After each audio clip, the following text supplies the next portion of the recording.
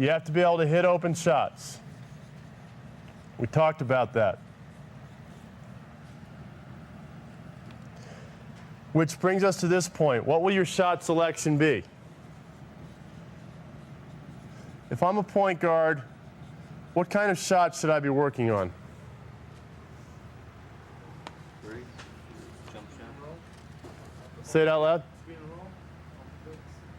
A jump shot off a screen? That's a good one. So let's say jump shots off the dribble, okay? Is that fair? Somebody else said a three-point shot.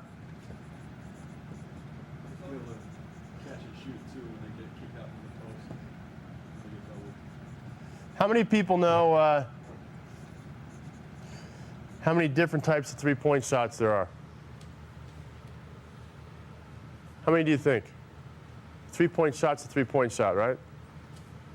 No. There's 10 different types of three-point shots. Jab, step back and shoot, shot out of triple threat, catch and shoot, fast break shot off the three-point line. It just goes right down the line. Off of screens, shot fakes was a side shuffle dribble, forced shot. How many people run at you when you know you got the ball on the three and leave their feet? Everybody and their grandmother, right? Shot fake, one dribble, shuffle to the side, shoot the ball. You ever see any NBA players do that? Absolutely. Those are all shots you have to practice. Point guards have to have those too.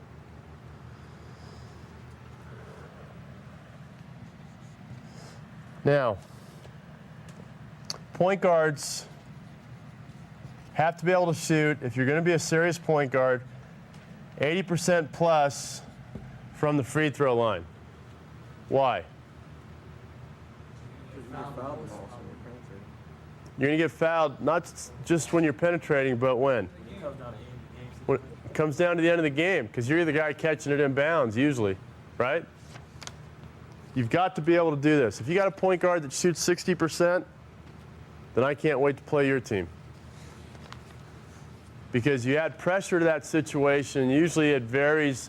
The emotional pressure of a free throw will vary 5 or 10% at the end of the game.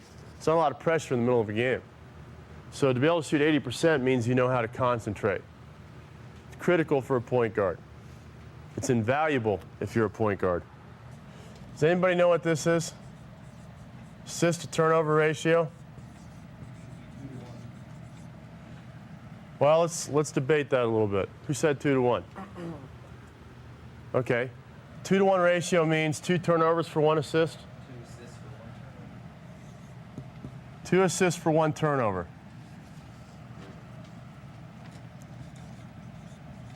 That's the minimum it should be for a point guard. If you have a point guard that can't do at least this, you're in a lot of trouble. A good point guard is going to have a 3 to 1 assist to turnover ratio.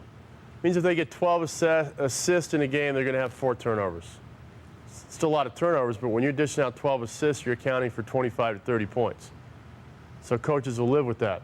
Anybody know what John Stockton's assist to turnover ratio usually is? And I have to talk about him a lot as a point guard because he's just the best that there ever has been. Everybody says it. You know what Gary Payton says about John Stockton? Does Gary Payton talk trash? Huh. He's going to be a garbage collector when he gets done playing the NBA. He says he never talks trash to John Stockton because he has so much respect for him. That's quite a compliment, wouldn't you say? Stockton, most games, his ratio is 4 to 1. Sometimes a little higher. Sometimes he'll have 1 turnover and he'll have 15 assists. That's like 5 to 1. And he's not fancy, is he? He just gets it done. This should be what most players are shooting for. This should be your minimum, which you can do just by being mentally disciplined and not trying to do stupid things with the ball. But if you're coming down and you're losing the ball because you don't pass to a teammate, this is your teammate, he's going this direction. A lot of players throw a pass here or back here. The pass needs to go up here, top of the hand, in the direction the player is going. That's where a pass needs to go, especially on a fast break or if they're cutting out to the wing.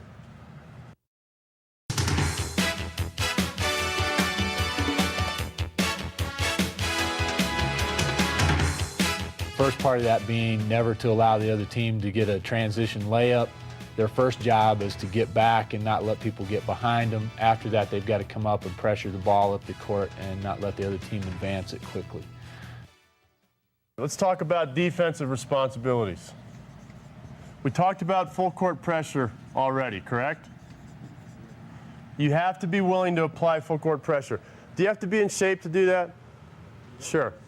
One of the best point guards I ever saw at the college level at doing this came out of a school called Timpview High School, and he'd go to the local universities and colleges and play from the time he was a freshman in high school every day with the college players. And what was interesting about it is he was a nag. He was just a pain because he would pick you up full court in pickup games in the summer. And you know what? He was superb at it. He wasn't the best point guard you ever saw in the world, but he was superb at applying pressure. He got a full ride, 6'1", full ride to Northwestern University in the Big Ten. It's not too shabby. All because he knew how to deliver the ball, and he did this. That was why. So I'm giving you a huge tip what to do in the off season.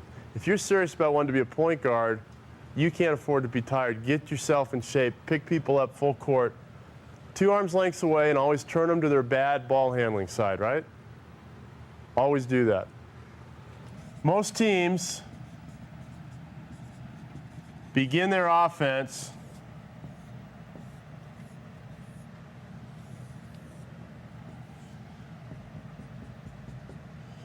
on this side of the court. Why?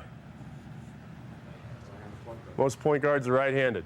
In fact, 90%, there's a survey done about 6 years ago watching college basketball, 90% of all plays began on the right side of the court. That's amazing, isn't it? 90%. You want to turn the point guard to the left, not only because it's more difficult for a point guard, but what else is going to happen when you do that?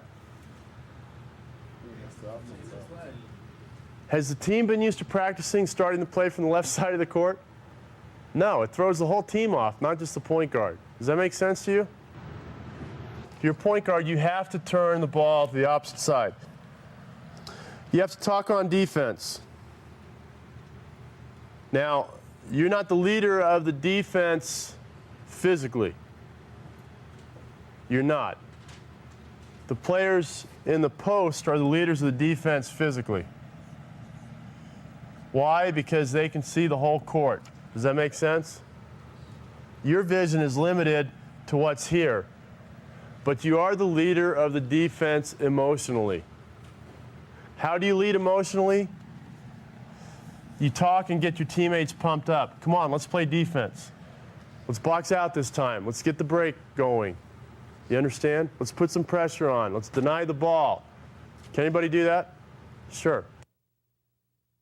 You should have a rule, and you ought to write this down. You should have a rule as a point guard that every time down on defense, either talk to an individual teammate or your team as a whole giving instruction. Not condemnation, but something constructive. Let's stick that guy. Shut her down, whatever it is. You understand? Deny the ball to that player. I mean, figure out where they're hurting you, take it away. Front the post. Is that possible to do? Sure it is. Talked about emotionally and verbally talking on defense, correct? What about setting the tone physically on defense? Can you do that? Now, like we said, the big guys are back here, aren't they? And they're watching you. I've never seen a big man yet worth their salt that saw a point guard sacrifice himself or herself physically that did not turn it up a notch. Never seen that. If you start to play defense more physically, let's say your player catches the ball here or even out here, and you know your team's struggling a little bit. Instead of standing back on the three, you climb in, lock your feet in, go for a ride, and start screaming at the ball. Hey, hey, hey, hey, hey, hey, and get in there. Will that upset the offensive player? Nobody practices with someone yelling at them every time they have the ball, do they? It really upsets the tempo of the offensive player. When they see you doing that, it's impossible if you lead for your teammates not to follow. That's setting the tone physically. You have to do that as a point guard. There's a lot to being a point guard, isn't there? You're looking like, I don't think I want to play the point anymore. I'll be a shooting guard. There's a lot to this.